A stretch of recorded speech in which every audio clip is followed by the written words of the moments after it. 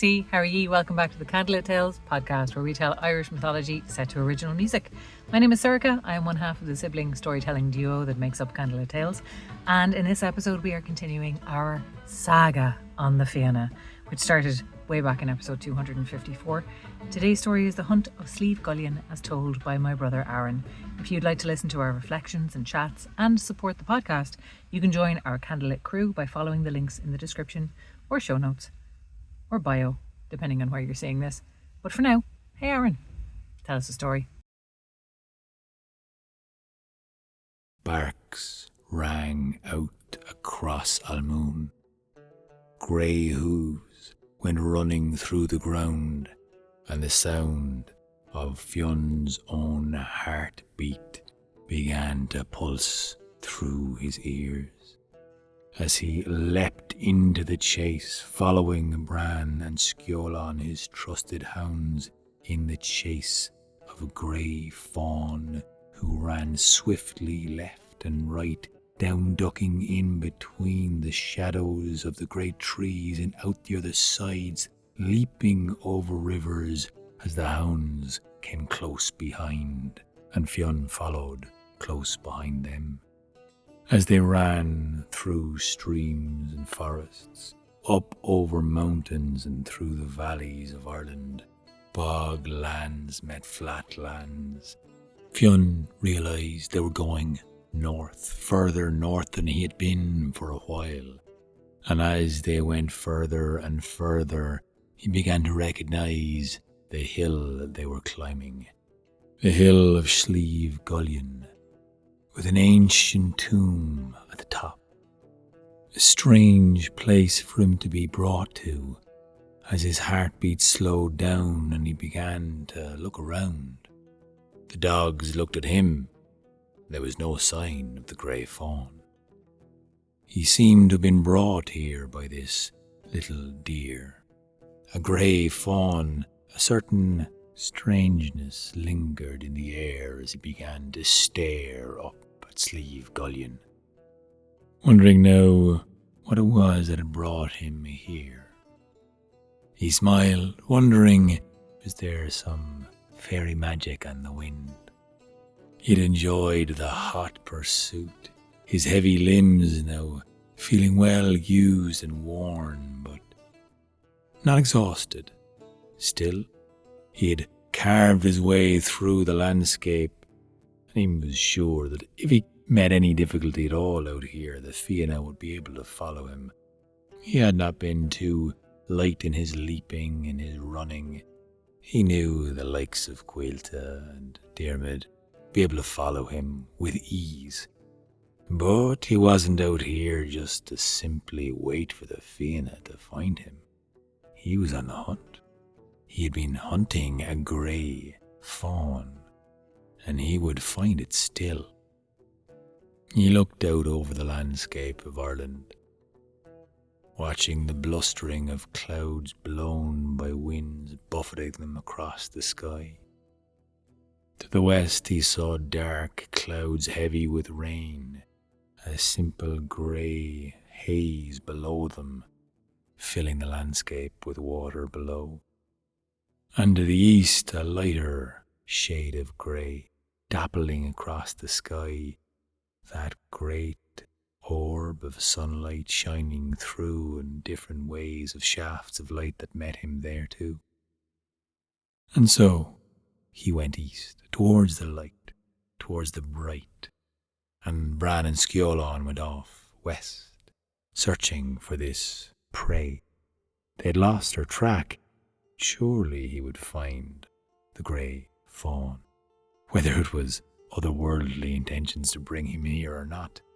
He'd find out soon enough. And as he walked around the east side of Slieve Gullion, he came to the lake, hidden in there by the rocks. One must climb to quite a height to see the lake of Slieve Gullion. And when he approached it, he saw a strangely beautiful woman sitting weeping on the rock. She stared up at him with pale skin, beautiful golden hair, and while her weeping stopped to see Fionn's gaze. She simply wiped some tears away and wished him good day. So Fiona asked the woman, had she seen any sight of a grey fawn or two hounds? He had now lost his hounds, he realised, as he was walking around for quite a time. But she said she had not, though she had her own troubles, you see. And Fionn Mac Cumhaill, being a helper of the Fianna and being the leader of this great band of warriors, would always help anyone who was in need, and so asked the woman what it was that she was so sorrowful over, and if there was anything in Fionn's capacity to do to help this woman this day, he would certainly attempt it. Well, the woman looked up and cocked her head at that, smiling a smile that reached her eyes. "Thank you," she said. "Such a kind offering. For I have lost my red gold ring right down there in the waters of this lake, and I'll never see it again, unless someone so strong as you could dive down and bring it back to me."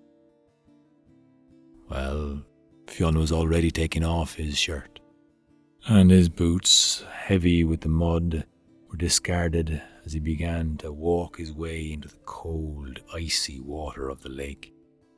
It hadn't been heated by the sun, hidden by those clouds above, but it shocked him into feeling alive, and so he dove straight down into the dark waters, keeping his eyes open as little fragments of pieces of dirt and mud flickered by.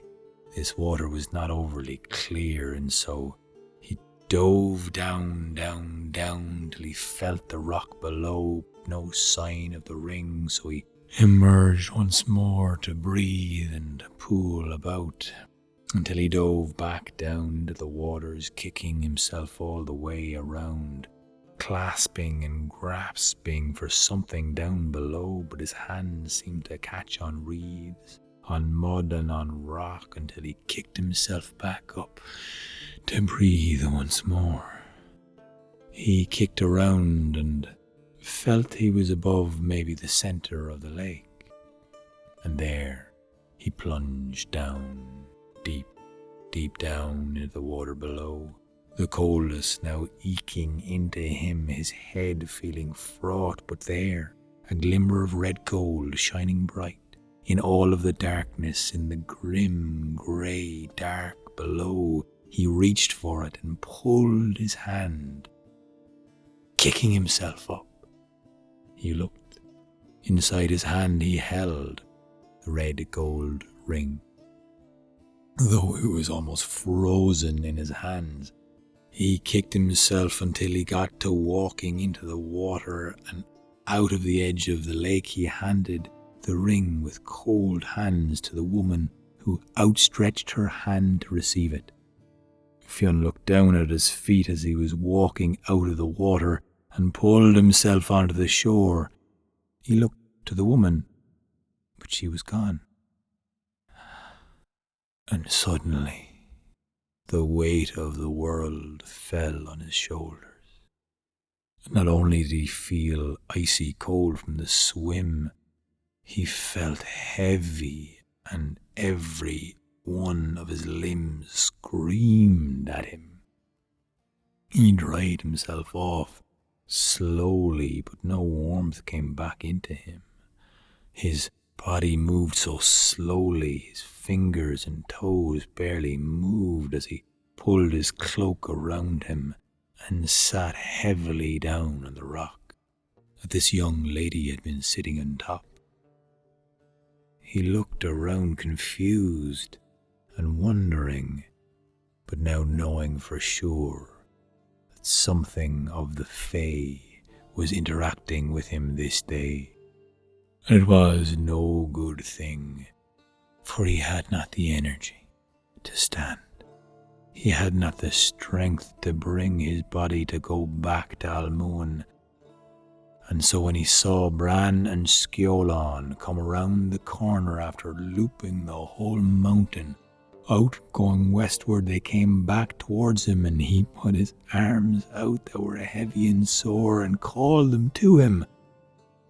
But the dogs barked and growled and kept on walking, not coming close enough to him to even sniff him. He was oddly perturbed at that. And then he looked into the water, wondering had this strange liquid made some terrible disguise upon him, and he saw his reflection in the dark water. He caught his breath. He was shocked. His golden hair now turned grey, his skin wrinkled and pockmarked, and his beard gone grey. His hands, as he looked down at them, were withered and bony. The strength leaked out of them. The muscle once on his arms withered and wasted away. The clothes felt tattered and loose around his skinny frame, his bones sticking out in every odd angle. And suddenly he felt the rasp of death in his voice as he called out. A croak came. It was not his full booming loud voice at all, but some old, weak, tarnished voice that he could not recognize. He sat down, was too tired to weep. But he waited, sure that someone of the Fianna would come their way to him that day.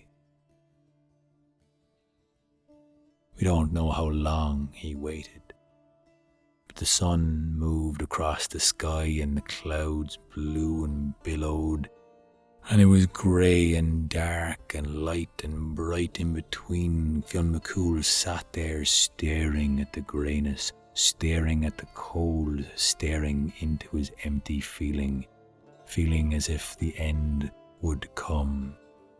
No assurance had he then at that time. But the voice of Caoilte Mac Ronan came to his ears. A friendly voice, searching and hailing him as a stranger, asking, "Have you any word of Fionn Mac Cumhaill? He was hunting here recently and we've come to track him down, but we cannot find any trace of him." Well, he saw Gull Mac Morna standing beside Caoilte, and many of the young warriors of the Fianna there too, hunting him down. How he would tell them he did not know, but he beckoned Caoilte to come closer. As he sat down, Fionn told Caoilte the whole story of what had happened to him, the diving in after the ring for this fairy woman, on this she-mound no doubt.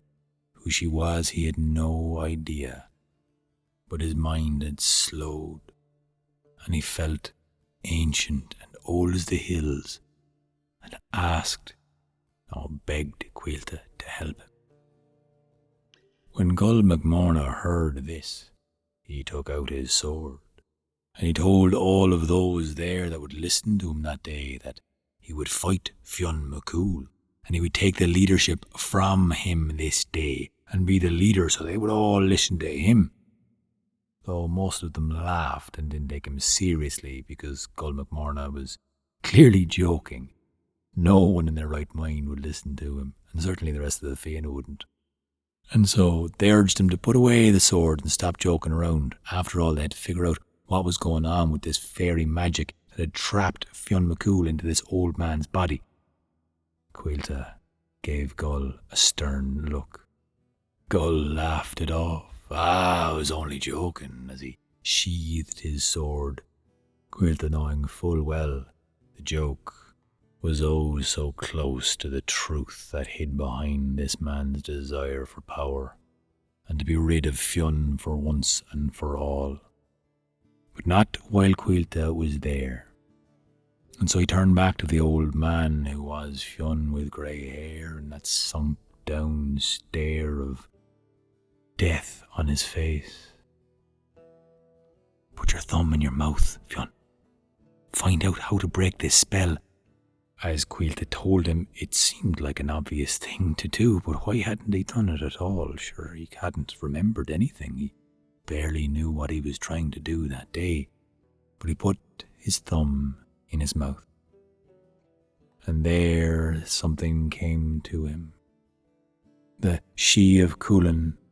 This was the only way if he drank from the goblet underneath that hill, from the great she mound of Coolin, whose daughters it was had bickered and fought, for the love of mortals should be left well enough away, but he had taken the dear Anya to his bed, the daughter of Coolin, who had another jealous daughter, Maclucra.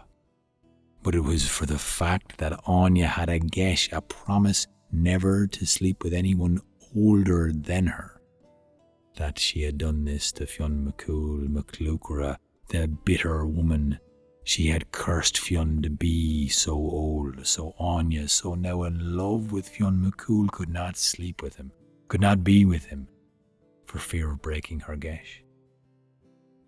Now Fionn had not seen Anya for moons, though she had lusted and longed after him. He was more enamoured with staying close to Mangish MacMorna. But for all of the wants and all of the desires and all of the loves that he had had now throughout his whole life, he knew this one could truly be the death of him. Maclucra, the woman of the She, the sister of Anya, had turned her magic against him, to make him old and frail and grey, all so that Anya could not sleep and be with him for fear of breaking a gesh. It seemed absurd, but the only way to break the curse was to dig down into the She of Coolin. But that's far away, far from where they were that day, in Slieve, Gullion, in the county now known as Armagh. They would have to go all the way down to the Mourne Mountain to find the She of Coolin. And there they would have to dig down, and this effort felt so massive to even get there. From Armagh to Louth would be too much for him today, but Quilta laughed. Sure, that's only a stone's throw. And so they helped Fionn Mac Cumhaill up, and they gathered his strength, and they helped him move slowly but steadily, and they made their way down to the Cooley Peninsula. And when they set up a camp there, they lit the fire, and they kept old Fionn warm, and they wrapped him in blankets, and they told him stories of the ways he used to be, the things he seemed to be forgetting, of his son Oisin, of the wonderful Diarmid, his friendships, his fatherly nature to so many of the men even there that day. And they would all, they swore, do whatever they could, whatever was in their strength, to get him his youth back.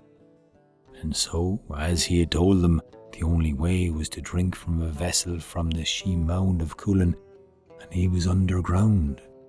And they didn't know how to do it, but they would have to dig deep down into the ground, exposing the She from their fairy home, down underneath the ground. And so for 7 long days the Fianna dug and toiled and scratched and dug, but for all the digging they went on, they got so little depth dug, for it was like digging into hard rock, and they were scraping and going nowhere near as deep as they needed to go to unmask the great tombs from down below. And every morning when they went back to the digging, it seemed like the earth had been piled up again. And so they kept on digging, and Fionn began to lose all faith that he would ever be returned to his youthful form. And dark clouds of thought drifted over to him. The love of Slieve, her loss still heavy on his heart. The lightness of Mangish MacMorna, kindness of Anya. These women that had treated him so well, in such a distant memory now. He almost felt like he was looking back at someone else's story, not his truly, for he was so heavy and burdened with pains and dark thoughts. He couldn't really imagine anything magical happening to him. But the moon began to rise on their 7th night staying in the Cooley Peninsula, and there they saw this red orb rising up and high into the sky, and there a man stood, with golden hair, fine tunics, and a golden brooch tying his cloak to his shoulders, emerald green all the way down to the ground. The tall, beautiful she, Gullion, stood in front of them, in front of his she-mound, and demanded them to stop your digging and incessant scratching. Who is it that dares come to my she-mound, and for what are you doing it for, lest I throw you into the depths and you'll never return no more? He pointed at the men of the Fianna who dropped whatever was in their hands and held them up. But Fionn stood slowly, and he walked over to Gullion, and he told him his story of the love that he had been given by his daughter Anya, and for the anger and wrath of MacLuachra, who had cursed him to feel an age he had never wanted to live to. This ancient character in front of his eyes was not his true age. He beseeched Gullion to give him a draught from the goblet inside his she-mound, to give him back his youthful figure and his feeling. Though he was not a young man by any stretch of the imagination, he was not this old. Gullion looked at him and smiled, knowing that his daughters were a handful indeed. "Ah, yes, that makes sense all right," he said. "But aren't you lucky now to be this age? For those who live to such a great and grand age as you have now, it's shown in your skin and your hair. They have all the wiseness of the other world with them too, and no fish did they have to burn their hands on. But for all of that, I will give you a drink. For MacLuachra had no right to steal your youthful vigour from you while you still had many years left in you, Fionn Mac Cumhaill." And so he turned around and grabbed a goblet filled with water, placed it in Fionn's old grey hands, and as he drank from it, the liquid went down into his throat and belly and seemed to soothe something internal, and switch and move. He grew and was stronger and bolder and taller all in one go. He breathed a depth of breath he hadn't felt in what felt like an age. Suddenly his lungs were working once more. His belly rose and fell with strength and vigour in his belly, and his muscles suddenly felt so big and heavy and strong. Though when he turned back, Gullion was gone. The moon was high in the sky, and all of the Fianna smiled. But Gul MacMorna laughed. "Wait till my sister sees that. Your pretty blonde hair gone after all." Fionn looked at Caoilte, who looked quickly away, and then saw his own hair falling down beside him, beside his neck.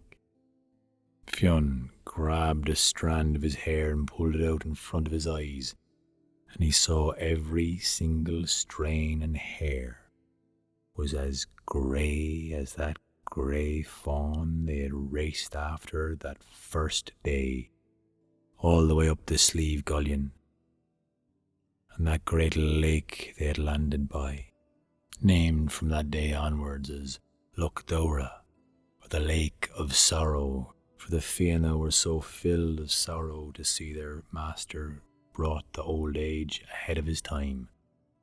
But they rejoiced now to see Fionn return to his physical strength at least, though the grey hair marked him from that day forth, and he would never get the golden hair back.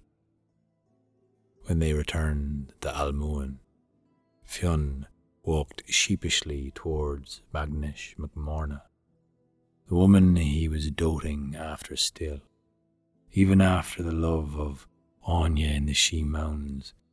He wanted this woman to see him and see his grey hair this day. She laughed at first and chided, until she saw that Fionn Mac Cumhaill's feelings were beginning to be hurt. And so she sat Fionn Mac Cumhaill down by the fireside and told him to tell her the fullness of the tale, from the beginning with the grey fawn and the entire hunt of Slieve Gullion. And as she listened to Fionn telling her this story, she braided his grey hair, overlapping, overlooping, in, around and down, until his beautiful hair was once more returned into his famous braids, no longer golden, but grey from that day onwards.